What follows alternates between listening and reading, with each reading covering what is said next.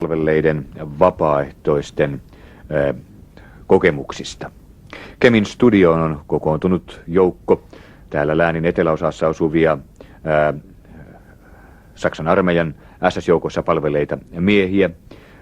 Keskustelu jatkuu ja keskustelua johdattelee Esko Finström. Kysymys Martti Leppälälle tästä haavoittumisesta. Onko sinulla omakohtaisia? Ja tässä Martti Leppälällä on erittäin tarkkaa tietoa näistä menetyksistä. Jos Martti Leppälä tuon oman kohtaisen asian lisäksi kertoisitko myöskin niistä luvuista, niin saa tässä kuulijatkin kuulla todellisia tarkkoja lukuja. Mutta ensin, oliko sinulla onnettomuutta tulla haavoittuneiden kirjoihin? Kyllä 3 kertaa. Ensimmäinen kerta oli vain sellainen kivääriluoti meni läpi reisilihaksen. No se sidottiin sidontapaikalla ja se parani itsestään. Ei se aiheuttanut mitään sairaspäiviä. Toinen oli sitten tuli sirpale selkään, joka on vieläkin siellä. Ja sekin vain laastaria päälle ja se parani siellä taistelutemmellyksessä. Mutta sitten täällä Malkopekin taistelussa, joka täällä on tullut jo monta kertaa esiin, joka oli ehkä retken kaikkiin vaativin uhrien puolesta. Siellä saattoi mennä komppaniasta, ettei jäänyt paljon muuta komppanian päällikköjä lähetti taistelun jälkeen. Ja siellä oli muun muassa sellainenkin ajatus, että joka haavoittui, niin käytiin onnittelemassa, että selviät hengissä täältä. No silloin kun se illalla vallattiin sitten se Kukkula-kaupunki, sehän oli ihan avoin Kukkula, siinä ei ollut mitään suojaa.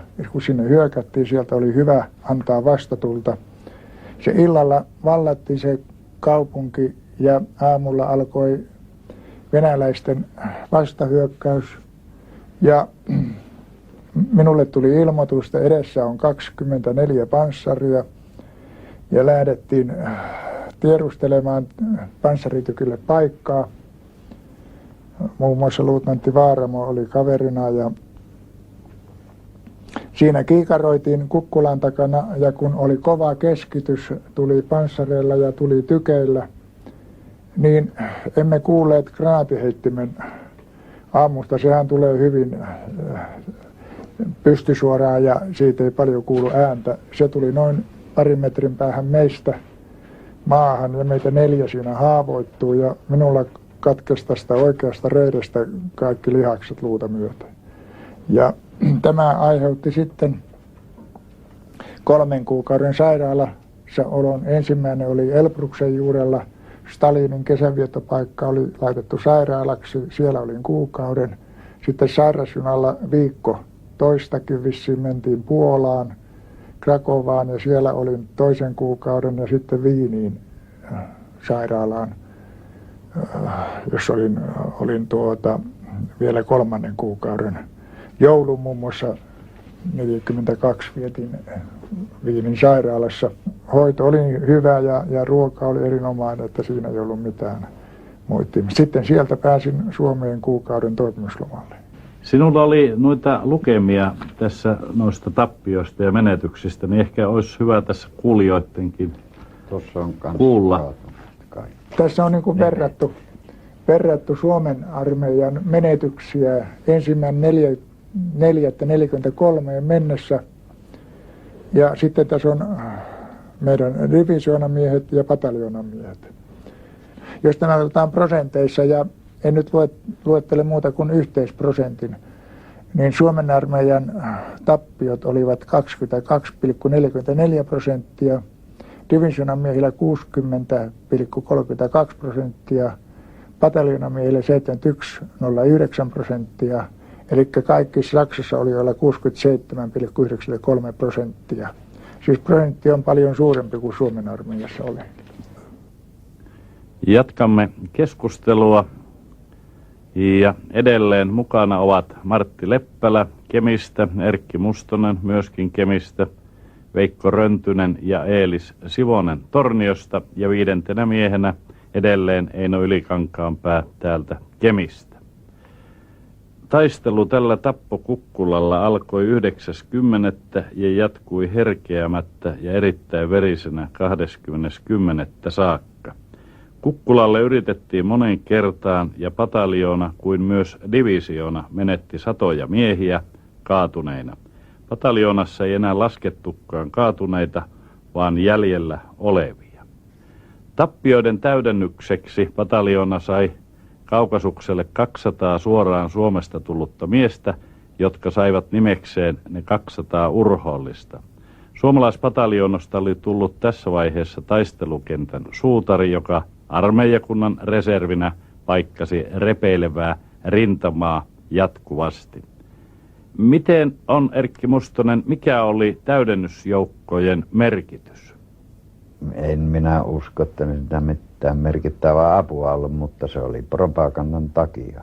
Sen takia, se oli että, niin kun 40, mä muistelen kun minä JSP:llä, ne tuli just kun minä haavoittuna tulisin. Niin 48 sanovat olevan pataljonan taisteluvahvuus enää silloin. Joo, silloin Tappokukkulalla. 48. Ai se oli niin? Niin, se oli haavoittunut ja kaatunut. Haavoittunut suuri osa. Ja mitkä on sairastunut tai muuta, niin ne pojat sanoisivat vain siinä JSP:llä. Että muuta minä en tiedä. Eino.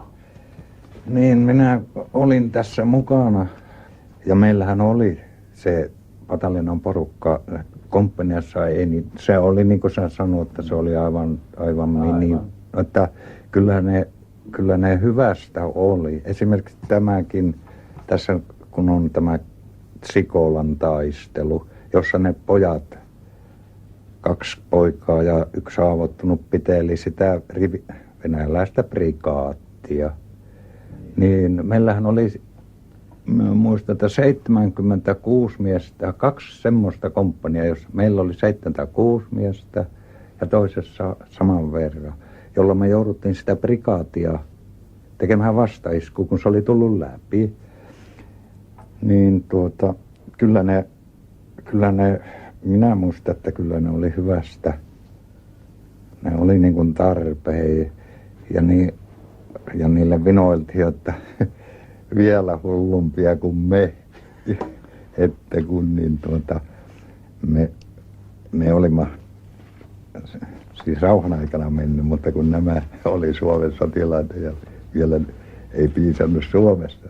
Sitten Marttila. Niin mä lyhyesti vielä tuohon sodankäyntitaktiikkaan, niin sehän perustuisi salamasotaan, siis nopeaan etenemiseen. Varsinaisen rintamalinjaahan siellä juuri ei ollut ollenkaan. Sitä, kun saatiin läpimurto, niin sitä mentiin taas lujaa vauhtia eteenpäin ja reunoille jäi vihollinen. Olipa semmoisiakin tapauksia, että 400-500 kilometriä taaksepäin oli vielä vihollisen panssarit hyökkäsi kaupunkiin, jossa muun muassa meidän yhdysupseeri kuoli, joutuvat mottiin siellä. Vai niin? Että se oli tällaista, joskus oltiin sitten motissa, aika isossakin motissa, ja saattoi joskus ruokakin olla vähissä. Keväällä 1942 oltiin aika kauan motissa ja ruoka loppui ja siinä oli semmoinen tapaus, että jänis juoksi linjaan välissä ja me onnistuttiin saamaan se pataan omaan pataamme. Ja sitten lumi kun suli, niin hangen alta maissin tähkiä ja käsikivillä jauhettiin ja auton lyhdystä kattilaa ja siitä keitettiin puuroa. Että tällä tavalla pysyttiin hengissä. Sitten kun päästiin motista, niin taas oli ruokaa. Mutta sitten mielellään tähän lukisin täältä painetusta sanasta. Vuoden 1942 lopulla alkoi aloite siirtyä venäläisille. Ja edelleen täällä palautetaan taas kohta tämä suomalaisten taito ja rohkeus, kun täällä kirjoitetaan. Korporaali Könönen ja sotamies Pyyhtiä pitivät 2 konekiväärillään erään saaretun tukikohdan hallussaan 6 tuntia toistuvista hyökkäyksistä huolimatta. Oman vastahyökkäyksen onnistuttua todettiin tukikohdan rinteillä satoja vihollisen kaatuneita. Tällä teollaan he kumpikin saivat nimensä Saksan sotavoimien kultaiseen kirjaan. Se oli rivimiehille peräti harvinainen kunniaosoitus. Kumpikin heistä sai lisäksi itsensä Hitlerin allekirjoittaman kunniakirjan sekä ensimmäisen luokan rautaristin. Muistaako herrat kukaan tämmöistä korporaali Könöstä ja sotamies Pyyhtiä? Kyllä muistan. Minä olin nimittäin sen Montussa ensimmäinen, joka hengissä pääsi sinne.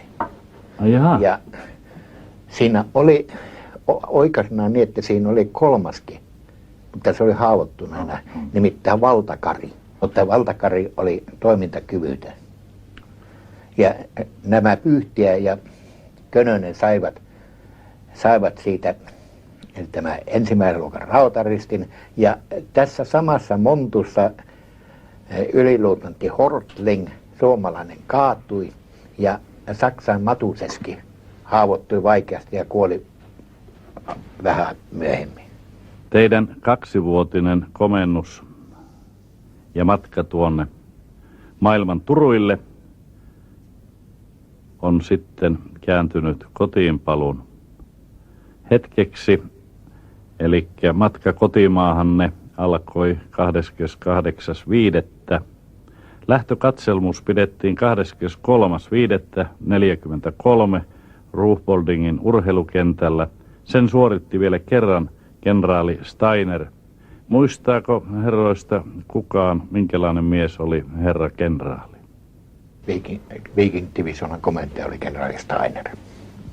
Ja hänelle tämä? Oikein fiksu mies. Juuri sanoit sen, mitä minä oikein fiksu ja tommonen ystävällinen ja suhdetoimintamies.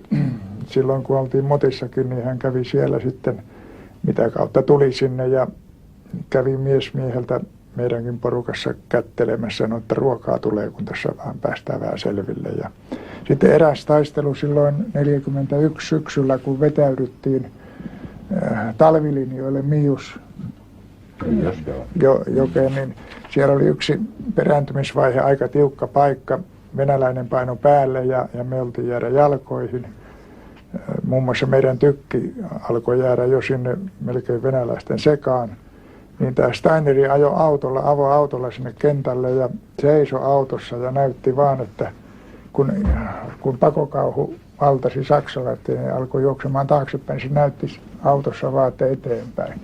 Ajoi mutkan siellä taistelun keskellä ja palasi heti takaisin. Kuitenkin se oli sellainen moraalinen isku, että kun hän autolla ajoi ja seisoi autossa ja toiset oli jo niin kuin pakokauhun vallassa, niin se pysäytti jonkun verran tätä. Että mekin saatiin tykki pois ja päästiin vetäytymään. Oli tämmöistä moraalista tukea antamassa omalla käyttäytymisellään. Jatkan vielä täältä lukemista. Matka kotimaahan alkoi 28.5. Tallinnan kautta Hankoon.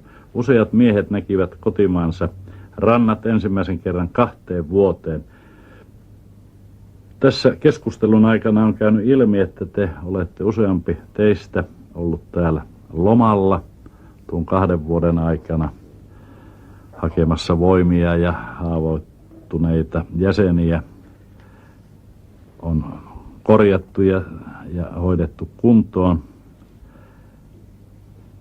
Mitenkä sieltä pääsikö muuten lomalle, Veikko? Sieltä ei tietenkään muuten päässyt, kun tämmöisiä erikoislomia myönnettiin, siis haavoittuneet tai muuten kuntoutuneet, eli kunnostautuneet saavat näitä lomia. Voi sanoa, että ehkä harvemmin pääsi käymään. Erkki. No minä joudun sillä tavalla, että minä olin jouluaattona 6:30 Kajaanissa. Eikä kukaan tiennyt mitään, että minä tulen. Ja minä menin kotiin ja hyppäsin salliin ja sanoi hai Hitler. Siihen jäi lahjanjako.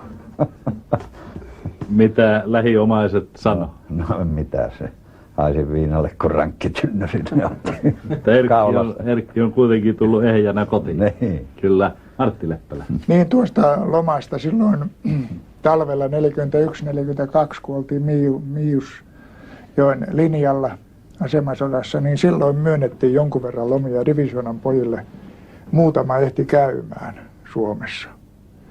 Muun muassa meidänkin joukkueesta vissiin yksi pääsi käymään.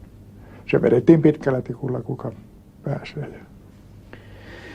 Täällä minun muistilapuissani puhutaan jo sitten paluusta teidän 2-vuotisesta reissustanne suuntana koti ja kotimaa.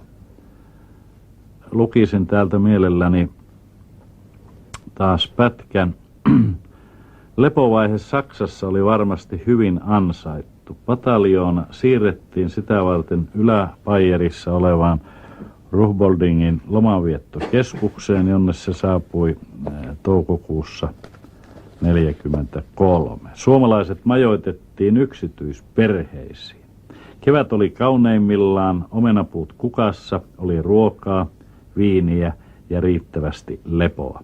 Mainittakoon kuitenkin, ettei sulkeisjärjestyksen harjoittelua täälläkään unohdettu. Hetki sitten Erkki Mustonen tässä palasi myöskin tähän sulkeiseen ja harjoitteluun, niin oliko todella niin, että se sulkeisharjoittelu oli vielä sitten ihan niin kuin voimassa loppuun saakka? Ihan niin kuin se oli päivittäin. Kato, meillä oli Hangossa paraati, niin piti olla tip-top. Voisitko Martti sinä kertoa tästä ihan lyhyesti? Kyllä, sitten kun tilanne selvisi Hangossa, Hangon motissa vapauduttiin, niin ja saatiin Suomen armeijan varusteet, mentiin suoraan Niinisaloon. Ja siellä sitten vielä osa lähti rintamalle ja sitten meitä jäi muistaakseni noin 60 upseerikouluun. Ja sieltä sitten lähdettiin Suomen rintamalle uudelleen, kun koulu päättyi. Se oli normaalia upseerikoulun koulutusta. Siellähän oli mukana Suomen armeijan miehiä myöskin, että me oltiin siellä aivan siis suomalaisina Suomen armeijan. Normaalina upseeriaineksena. Niin. Erkki. No minä vaan siitä, että se höykkö, mitä saatiin upseerikoulussa, ei se vastannut, mitä Saksassa saatiin.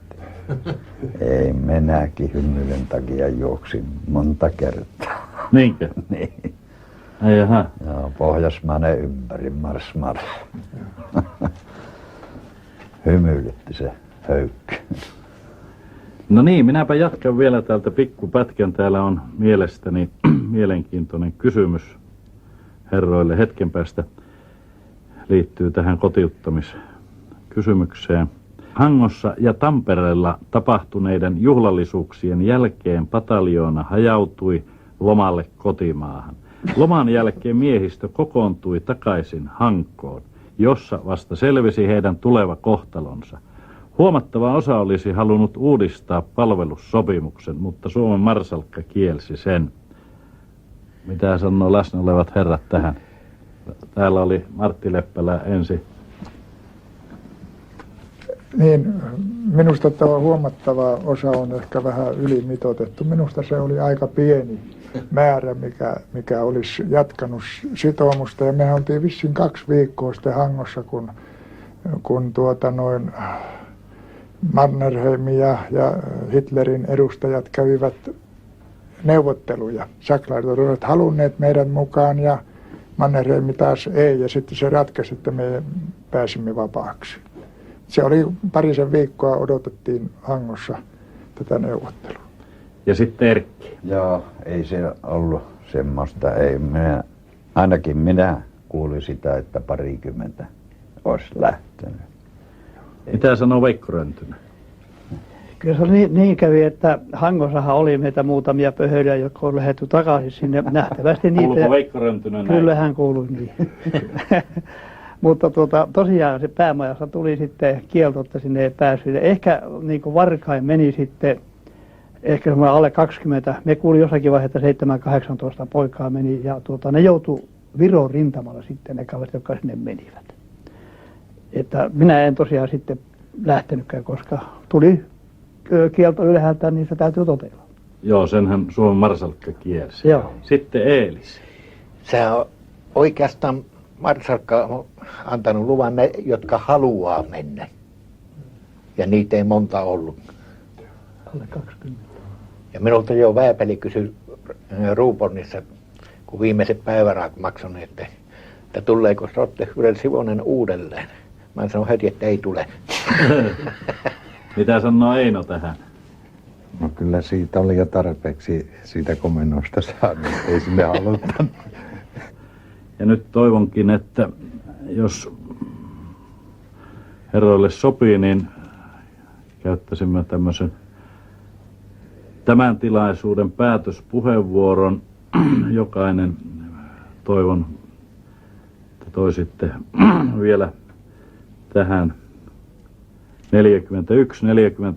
41-43 teidän elämiin vuosiin jonkunlaisen yhteenvedon.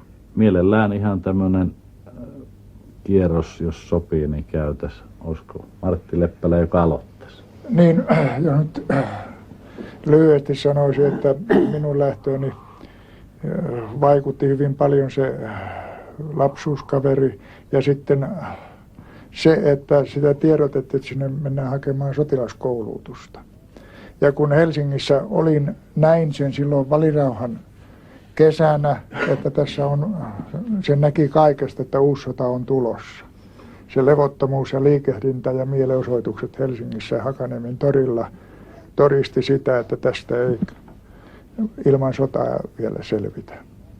Ja näin ollen ajattelin, että täydentääkseni sotilaskoulutusta ehkä olen vielä käytettävissä sitten Suomen sodassa, kun se alkaa uusi sota. Ja tietenkin siinä oli annos seikkailuhalua.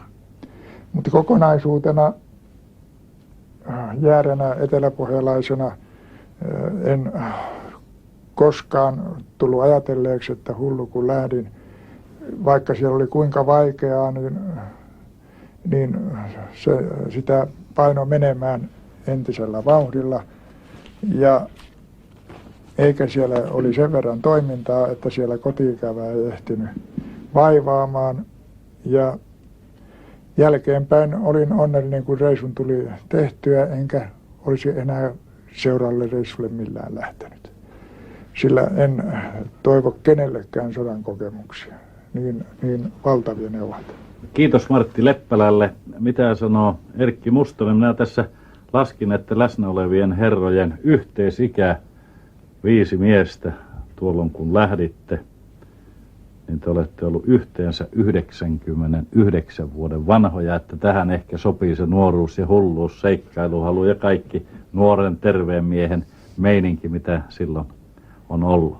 Erkki. No niin, minä olin Vienalla luokalla yhteiskoulussa ja ei luku maistunut, niin minä kuulin, että Saksaan lähdetään, niin seikkailumielellähän minä lähdin. Ei sillä ole mitään aatteita eikä mitään. Mitä sanoisit Erkki tämän päivän nuorisolle noin paljon kokeneena ja elämää eläneenä ja niin, että nähneenä? Sota on hulluutta. Lyhyesti ja ytimekkäästi niin, on totuus. Se on totuus. Mitä sanoo Veikko Röntynen? Jaa, mitäpä tuohon on enää sanomista, se on edelliset kaverit sanoneet jo aika painava sanansa, mutta sen voin sanoa omalta kohdaltani, en ole katunut. Reissuissa oli erittäin hyvä nuoren pojaklopin kasvatukseen ja se koulutus, mikä siellä tapahtui, niin siitä on ollut mulla apua myöhemmässäkin vaiheessa jopa siviilihommissakin, että en voi pitää huonoa reissuna ollenkaan. Ei tämä enemmän. Ja kun herroja tässä katselee, niin tehän olette vieläkö nuoret miehet, että ehkä se peruskunto on siellä tullut siellä preussilaisessa. Mitä sanoo tähän Eelis Sivonen? No eipä muuta kuin se vaan, että kyllä sitä hyötyä oli Suomelle. Nimittäin, niin kuin tuo kirjakin sanoo, panttipataljoona. Me oltiin panttina siellä, että me saatiin aseita sekä ruokaa Saksasta. Joo, tässä olikin hyvä kun Eelis Sivonen otit esille tämän kirjan, joka minulla on lainassa tuolta Veikko Röntyseltä ollut, Panttipataljoona, ja tuossa hyvin tulikin lyhyesti ja ytimekkäästi tämä teidän osuutenne ja merkitys Suomen kansalle ja meille suomalaisille, niin kuin Eelis Sivonen totesi, että me olemme saaneet teidän kustannuksella sitten evästä ja paljon muuta. Ja aseita. Nimenomaan, mutta siihen varmasti liittyy evään lisäksi ehkä muutakin tämmöistä sosiaalista apua vaatteiden ja monen muun myötä. Mitäpä Eino? No, tässä on veljet jo sanoneet paljon sanottavaa, mutta silloinhan meillä oli siis kun talvisota oli ollut, että me nuoret oltiin aika isänmaallisia ja se niin sanotun hyvän ja paha on opetettu jo aikana ja sehän oli paha talvisota Suomella ja silloin. Että se reissu, sitä ei kyllä karu. Mutta voi sanoa näin jälkikäteen, että kyllä se opetti. Se opetti myös ajattelemaan ja kunnioittamaan ihmistä. No esimerkiksi minä olen työläinen ja niin kyllä sitä on hirveästi joutunut orjailemaan tässä kuumimpina aikoina. Mutta että kun on se kokemus, mikä sieltä tuli, niin sitä on voinut silläkin vielä vähän niin kuin semmoisia kiivatekopaikkojakin vielä vähän niin kuin opettaa. Ja nythän se on tapahtunut, mitä me kuulimme jo silloin niiltä maaseudun ihmisiltä. Niin nyt on tapahtumassa se, minkä me 50 vuotta takaperin jo saimme kuulla niitä vanhoilta mummuilta ja papoilta. Siellähän meillä oli paljon venäjän kielen taitoisia poikia, että sitä pystyttiin haastattelemaan. Näin varmasti on. No niin, kierros tuli umpeen. Kysyn vielä, olisiko teillä jollakin jotakin erityistä sanottavaa mielen päällä? Tässä on vielä hetki mahdollisuutta meidän tätä Yleisradion aikaa käyttää. Veikko. Eino mainitsi jo äsken juuri siitä, että vielä niiden ihmisten, mummuja ja pappojen kanssa, se oli erittäin antoisia keskusteluja siellä, koska siellä oli siviilit paikalla. Ja he asuvat semmoisessa savihökköllä, niin kuin sielläkin Miuksen varrella, muistan erittäin hyvin, oli 2 mummua. Eikö 1 mummu ja pappa asui samassa, siinä oli kanat ja muut samassa huoneessa. Mutta erittäin semmoinen sympaattinen pari. Tuli jossakin mainittu jossakin yhteydessä, että mulla on hätää lähteä ulos, niin heti mummo kuuli sen, niin sanoi, passa, se olikin pääsiäinen tulossa. Joo. Kun viikotte melkein ulkona. No Pahmuskin kylässä, niin siellähän ei ollut kuin niitä lehmänlannasta ja savissa työtaloja. Ja sitten oli kylän vanhimmilla ainoa puutalo. Ei sillä muuta ollut. Ai jaha, että se oli niin alkukantasta. Joo. Martti. Lyhyesti tuohon, että nämä mummot ja papat muisteli keisarivallan aikuista aikaa ja pitivät sen parempana kuin tämä sosialistinen valta. Ja sanoivat, silloin oli tavaraa ja ruokaa eri tavalla kuin nyt.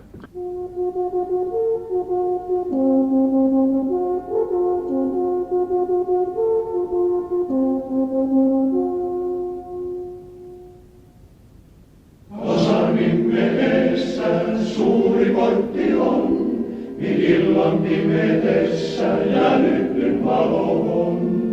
Sen luona jälleen tavataan ja nytyn alla haastellaan. Kuin ennen Liisakien, kuin ennen Liisakien. Vuonas kaikki heti meitä katsoissaan, et lempi yhteen veti, kuin yksi jäi varjomaan.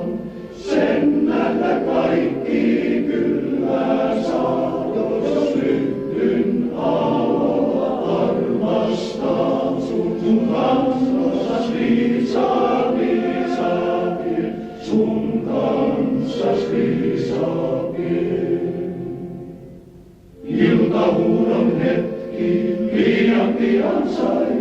vois tulla kallis hetki, siksi kohta lähten kai.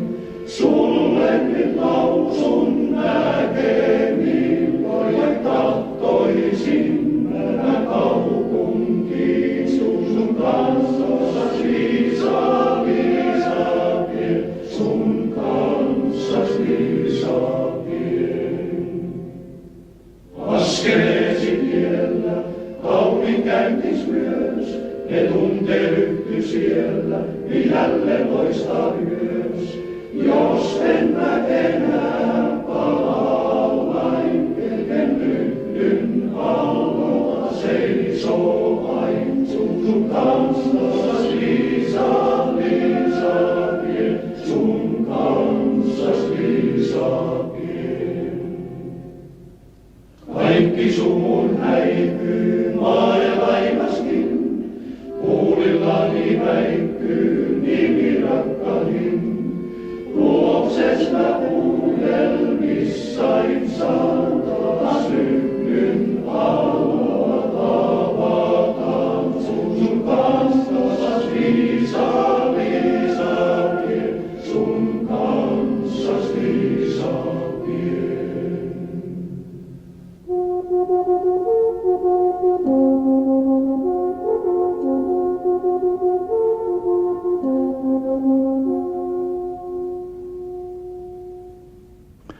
Ohjelmakokonaisuutemme suomalaiset vapaaehtoiset Saksan armeijassa toisen maailmansodan aikana vuosina 1941-1943. Olen saanut vieraaksi ja tätä ohjelmakokonaisuutta päättämään Kemin sotilaspiirin esikunnasta everstiluutnantti Niilo Hakala. Tervetuloa. Kun ohjelmamme aikana on tullut useampaan kertaan esille sana panttipataljoona, takuumiehet, mikä on everstiluutnantti Hakalan käsitys? Ovatko nämä suomalaiset miehet olleet takuumiehinä Saksassa? Kyllä tähän voisi myöntävästi vastata, että näin on ollut, mutta jos ajattelemme silloista maailman tilannetta ja suurvaltoja, niin meidän on kyllä myönnettävä, että joka tapauksessa Saksa olisi tullut Suomeen omien suunnitelmiensa mukaan, vaikka näitä meidän takuumiehiä ei olisi ollut mukana. Nyt tämä kokonaisvahvuus, joka on runsaat 1000 miestä, pitkästikin 200 kokonaisvahvuus meiltä Suomesta ja myöskin muista Pohjoismaista on ollut miehiä samalla asialla. Mitenkä everstiluutnantti Niilo Hakala näkee tuon suomalaisten määrän?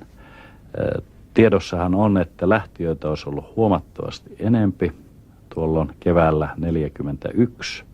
Mutta tiukan ja tarkan kontrollin jälkeen vain hyväksyttiin tuo runsaat 1000 miestä. Mikä on, Hakala, teidän käsitys tästä määrästä?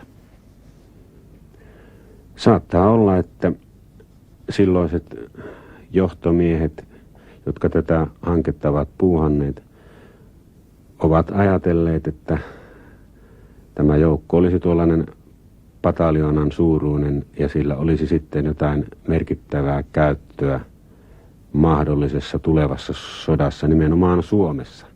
Ja ehkä siinä voi olla myös Saksan jääkärien vapaussodan aikaista taustaa ja ajatusta pohjalla.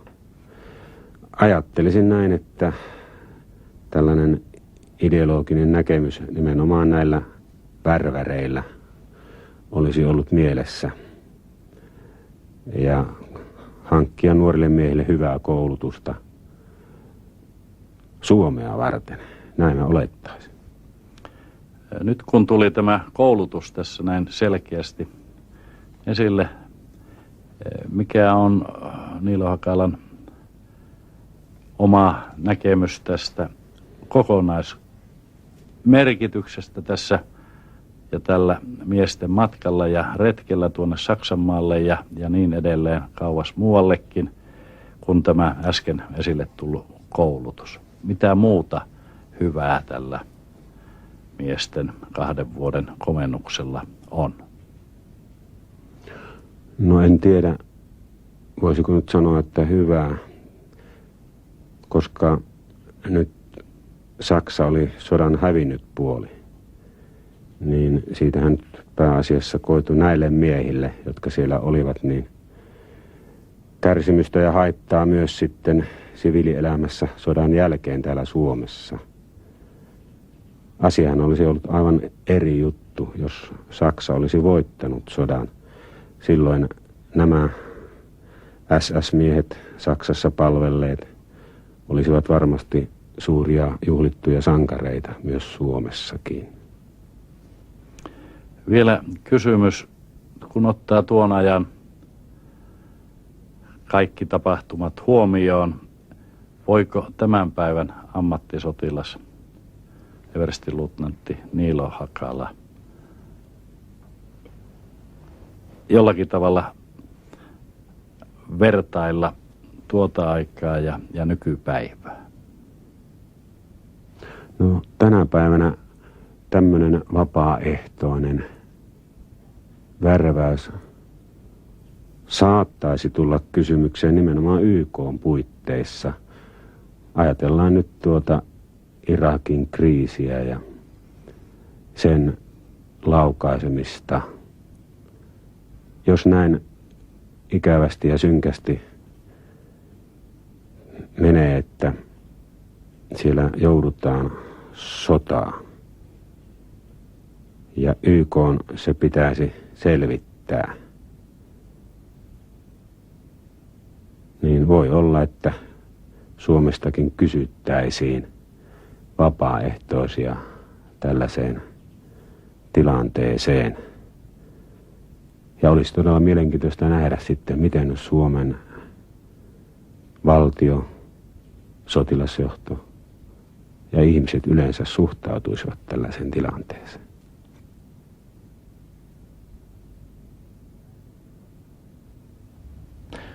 Näin muistelivat lappilaiset SS-miehet noita kohtalon aikoja. Ohjelman toimitti Esko Finström. Tämän ohjelman rupeaman päätteeksi soitamme tuon ajan henkeen sopivaa musiikkia. Tämän musiikkituokion aloittaa Militsa Korjus kappaleella Varum. Sen jälkeen on vuorossa Lalle Andersen ja Lili Marleen. Marlene Dietrich esittää kappaleen Johnny ja tämän ohjelman päättää Royal Philharmonic Orchestran tulkinta tuosta tutusta kappaleesta Edelweiss.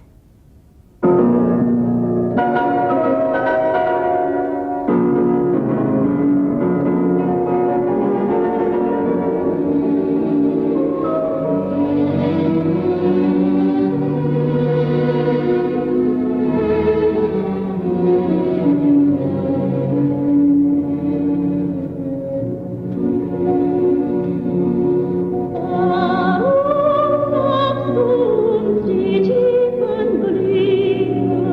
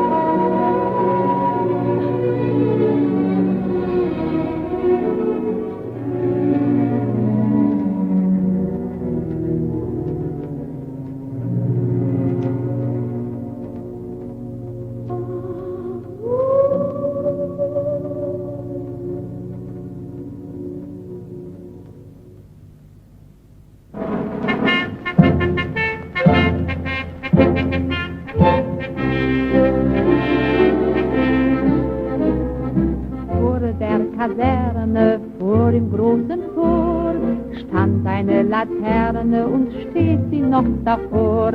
So wollen wir uns da wiedersehen. Bei der Laterne wollen wir stehen, wie einst Lili Marleen, wie einst Lili Marleen.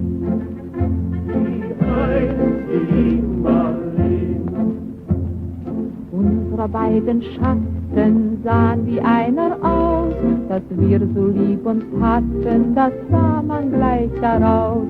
Und alle Leute sollen es sehen, wenn wir bei der Laterne stehen, wie einst Lili Marleen, wie einst Lili Marleen. Wie einst Lili Marleen.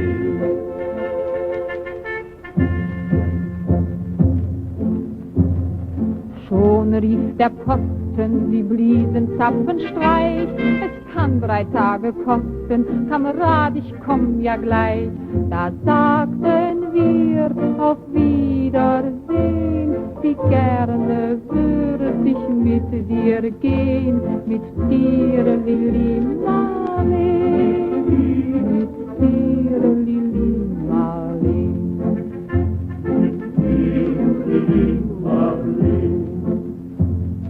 Deine Schritte kennt sie, deinen schönen Gang. Alle Abend brennt sie, doch nicht vergaß sie lang. Und sollte mir ein Leid geschehen, wer wird bei der Laterne stehen? Mit dir, Lili Marleen, mit dir, Lili Marleen.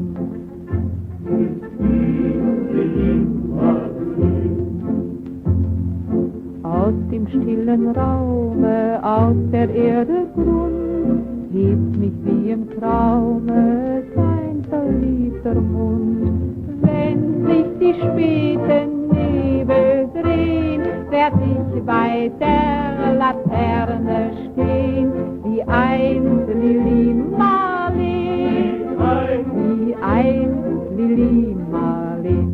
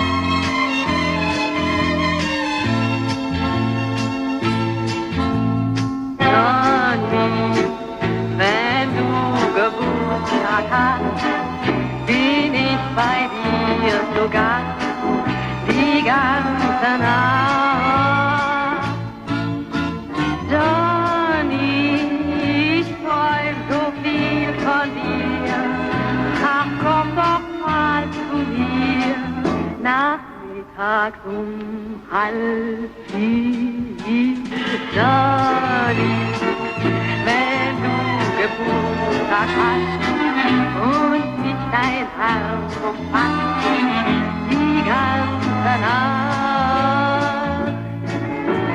Johnny, dann denk ich noch zuletzt, wenn du doch jeden Tag Geburtstag hättest.